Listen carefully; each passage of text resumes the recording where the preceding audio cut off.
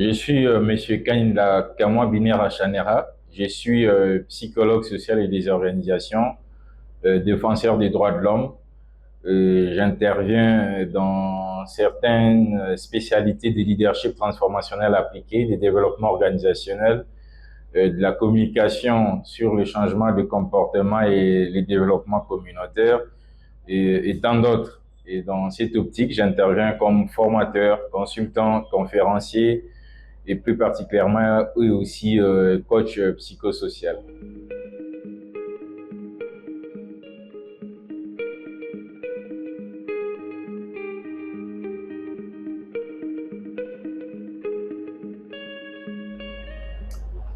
Ce qu'il faut savoir, c'est que un défenseur des droits de l'homme, c'est tout simplement cet être humain, ces citoyens qui défend ses droits, qui fait la promotion de ses droits, dans la mesure où nous sommes naturellement nés avec certains droits dans la perspective où Dieu nous a créés. Nous avons le droit à la vie, nous avons les droits à avoir une maison, à voter, à travailler, à être éduqué, à boire de l'eau qui convient, à l'accès à l'énergie, à un développement socio-économique convenable, à un niveau de vie suffisant, à un environnement sain et favorable à des conditions de vie dignes qui soient, et également à la paix. Et dans cette optique, toute personne qui est censée jouir de ses droits, de par sa nature humaine, est censée et tenue obligatoirement de pouvoir défendre ses droits, particulièrement dans le contexte où ces droits ont été violés, ces droits n'ont pas été mis en évidence par le gouvernement qui sont des débiteurs ou des responsables de l'opérationnalisation ou de la mise en œuvre des droits de l'homme qui permet à ce que ces réalisations seront jouies par chaque être humain. Et dans cette optique, tout ce que nous faisons dans notre vie, aller à l'école, aller à l'église, terminer ses études, travailler, obtenir son diplôme, chercher le travail, construire sa propre famille, diriger un pays, une entreprise, tout ce que nous faisons dans la vie concourt à la réalisation des droits de l'homme, bien entendu que en tant que citoyens, nous les faisons de manière citoyenne et que les dirigeants politiques ont l'obligation de mettre toutes les batteries en marche pour que chaque personne puisse jouir de ses droits. Donc, on sous-entend par ces motifs que je pars à l'école par la jouissance du droit à l'éducation pour obtenir mon diplôme d'études, pour devenir une personne utile au sein de la société, pour soit devenir un dirigeant politique et s'assurer dans cette optique en tant que responsable ou débiteur des droits de l'homme et s'assurer que dans mes actions publiques, je puisse faire en sorte que la population ou tous les citoyens puissent jouir de leurs droits. Et si je suis tout citoyen, que ce soit lambda ou avec un certain statut socio-professionnel, je participe bien évidemment dans ce que j'ai fait et par mon travail, par les paiements des impôts, par exemple, à la réalisation et à la contribution à la réalisation de ces droits de l'homme. Donc, ce qui sous-entend un psychologue, un médecin, un avocat, un chauffeur, un cordonnier, un entrepreneur, tout le monde concourt à la réalisation des droits de l'homme, chacun à son niveau, plus particulièrement dans la mesure où soit on est dirigeant politique, on concourt à la protection, à la réalisation et au respect des droits de l'homme, et quand on est citoyen, on concourt à la promotion, à la défense de nos droits parce que nous sommes tenus et censés d'en jouir.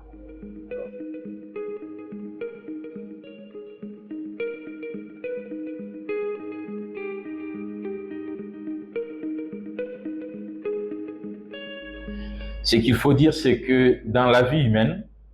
peu importe dans n'importe quel pays où nous vivons, dans n'importe quel continent, la vie humaine, les développements socio-économiques reposent sur deux facteurs principaux, notamment les commerces et l'entrepreneuriat. Bien entendu que ce soit les commerces, que ce soit l'entrepreneuriat, chacun des deux facteurs implique encore plusieurs activités qui feront en sorte que ces commerces se réalisent et contribuent à l'essor économique d'un pays donné, de la même manière que des activités entrepreneuriales concourent à l'essor socio-économique d'un pays donné, ce qui sous-entend que l'entrepreneuriat est une nécessité absolue qui permettrait non seulement à des entrepreneurs qui sont des citoyens de pouvoir se mouvoir dans leur vie, devenir de plus en plus autonomes, mais aussi de se rassurer également que chaque famille, chaque citoyen qui bénéficie de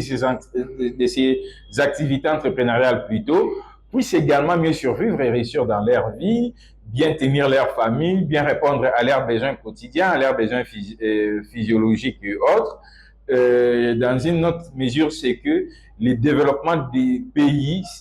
passe bien évidemment par la fiscalité, par exemple, parce que en faisant les commerces, en faisant l'entrepreneuriat, il y a toute cette structure fiscale, toute cette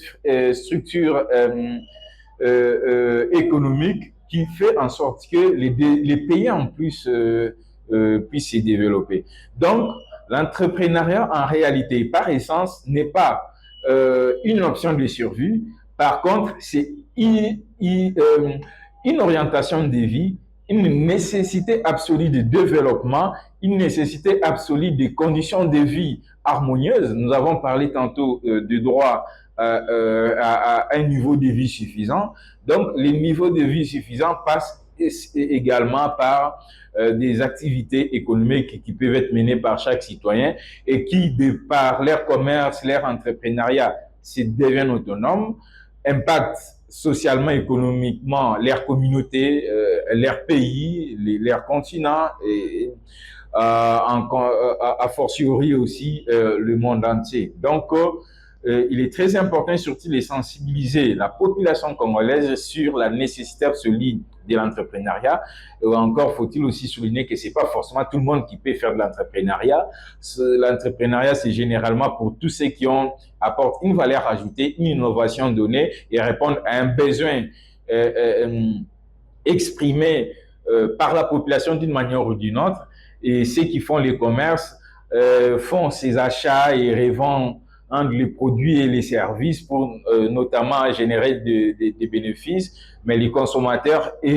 arrivent à satisfaire leurs besoins à travers ces commerces. Donc, l'entrepreneuriat n'est pas une survie en conclusion. L'entrepreneuriat est une nécessité absolue qui conditionne l'autonomie d'une population donnée, le développement socio-économique d'une communauté, d'un pays, d'un continent et des surcroît du monde entier.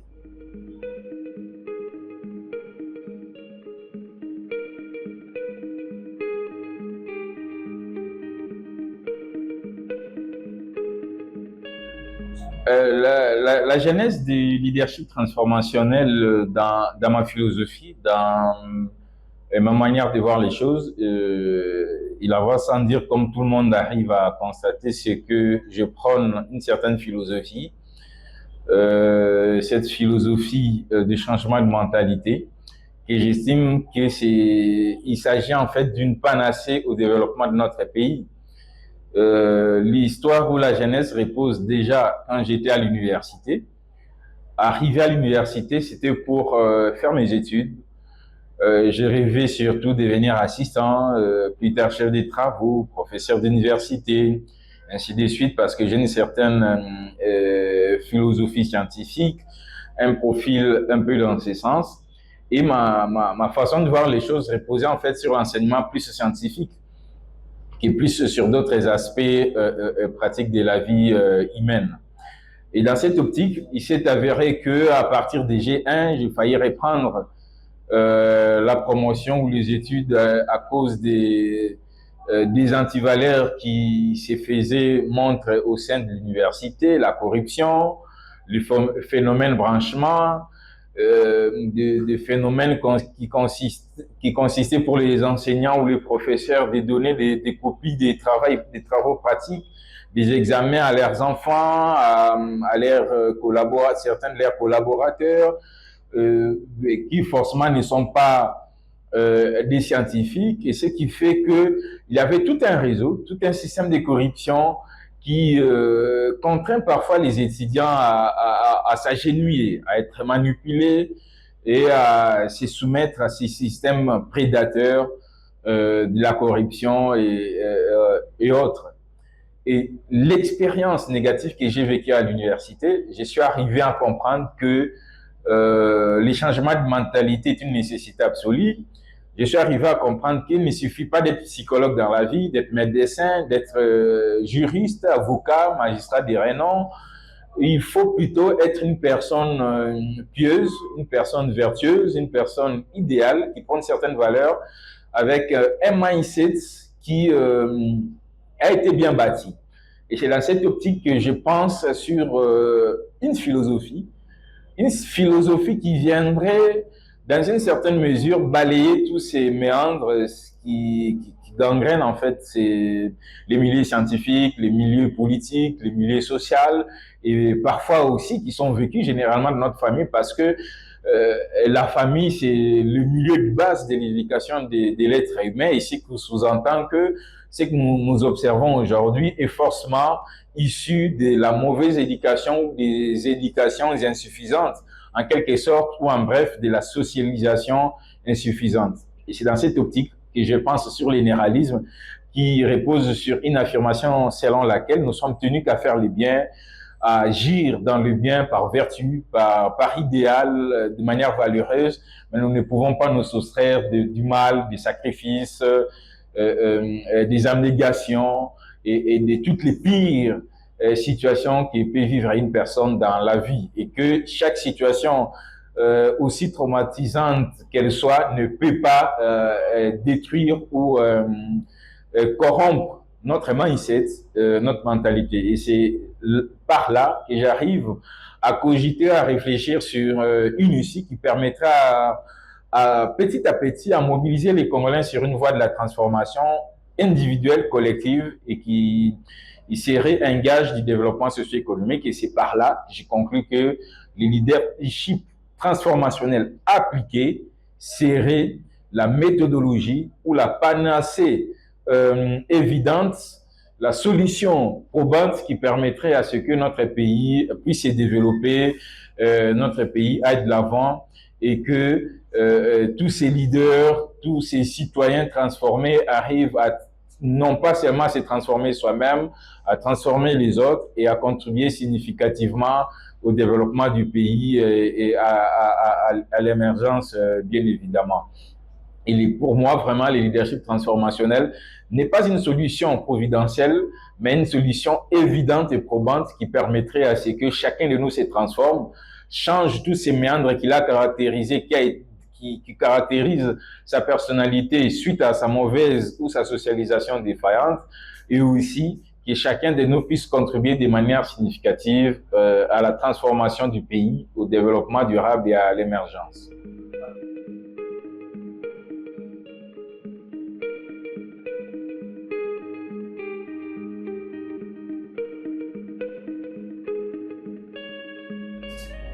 Ce qu'il faut dire tout simplement dans ma philosophie des choses, c'est que la priorité de l'action doit contribuer au développement du capital humain,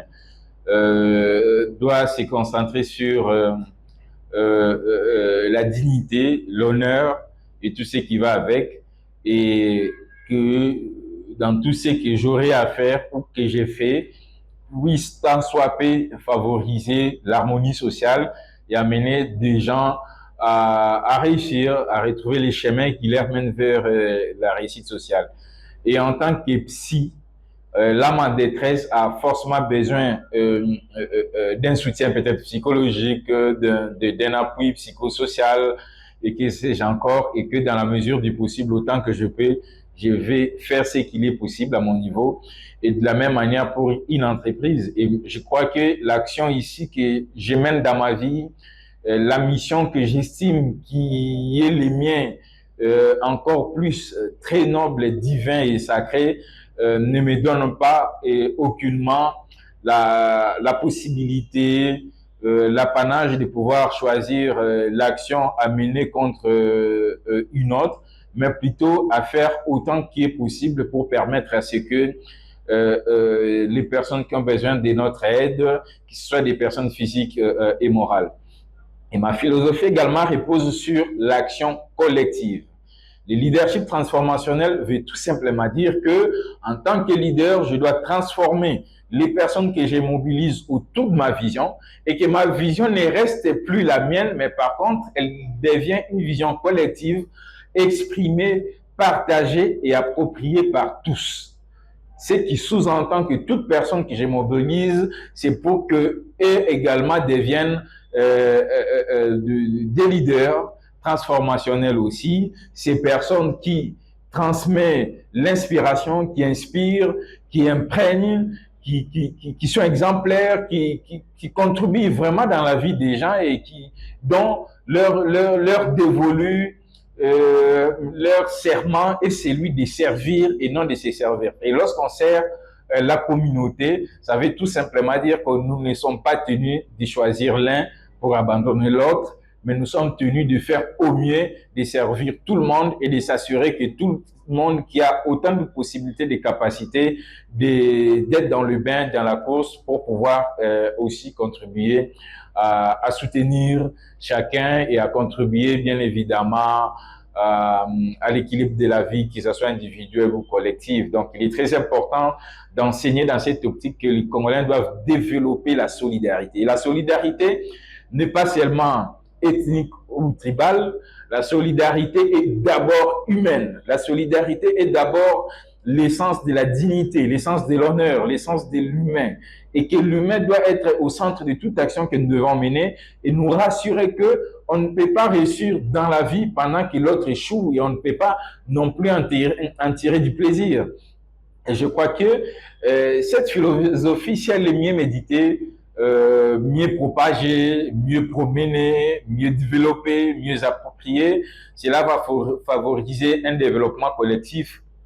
un développement solidaire, une économie plutôt solidaire et le développement durable ou l'émergence de notre pays serait déjà un acquis dans tout ce que nous ferons. Et il est très important d'apprendre aux gens, aux jeunes particulièrement qui composent au moins la majorité de la population congolaise à plus de 70%, de savoir que on ne peut jamais réussir seul. La réussite sociale dans la vie repose sur la solidarité, sur la dignité et l'honneur et qui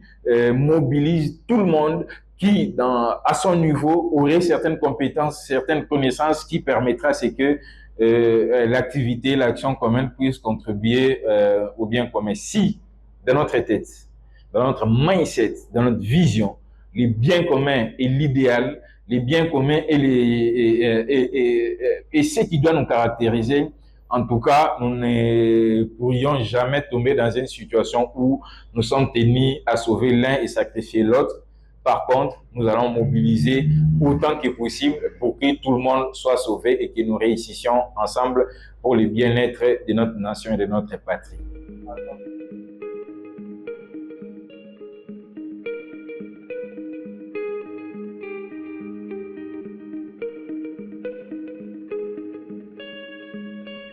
Il faut noter que je suis aussi secrétaire général de l'incubateur MOGES, qui signifie Mouvement des jeunes pour l'entrepreneuriat stratégique, un incubateur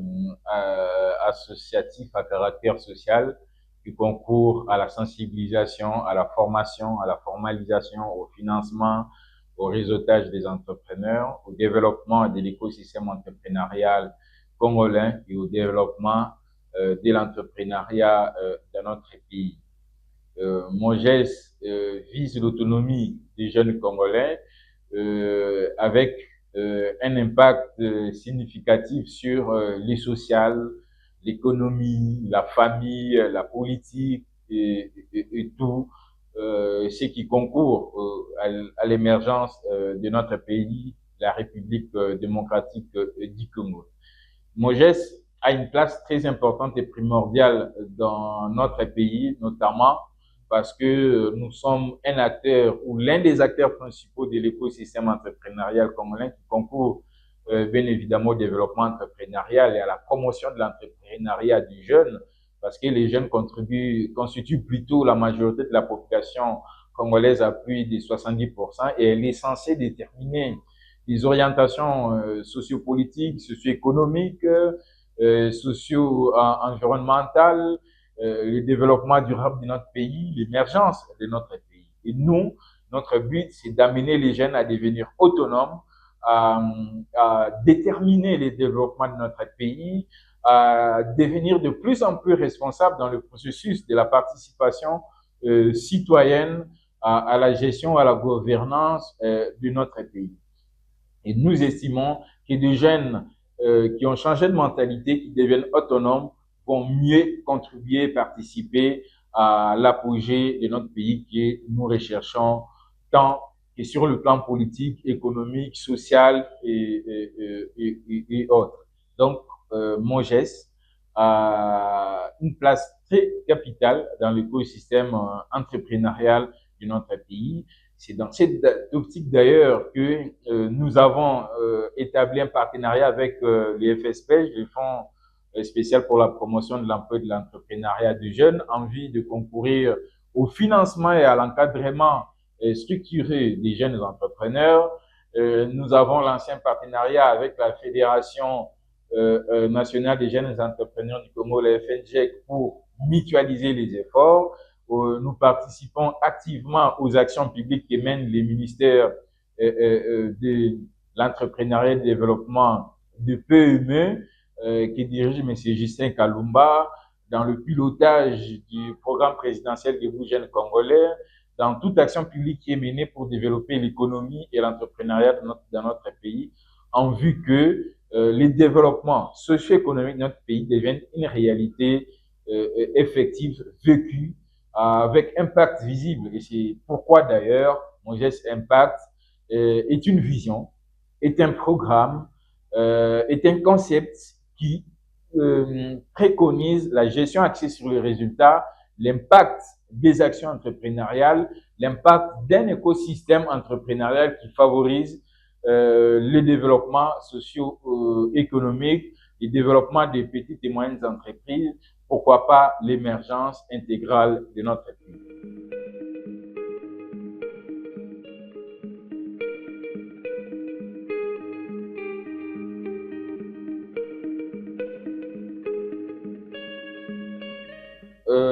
Généralement, c'est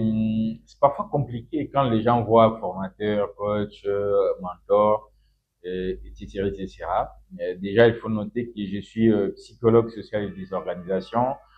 Mon travail en tant que psychologue social se base sur des comportements d'un individu en présence d'un autre individu. Et ces comportements, c'est un milieu social. Un milieu social, c'est la famille,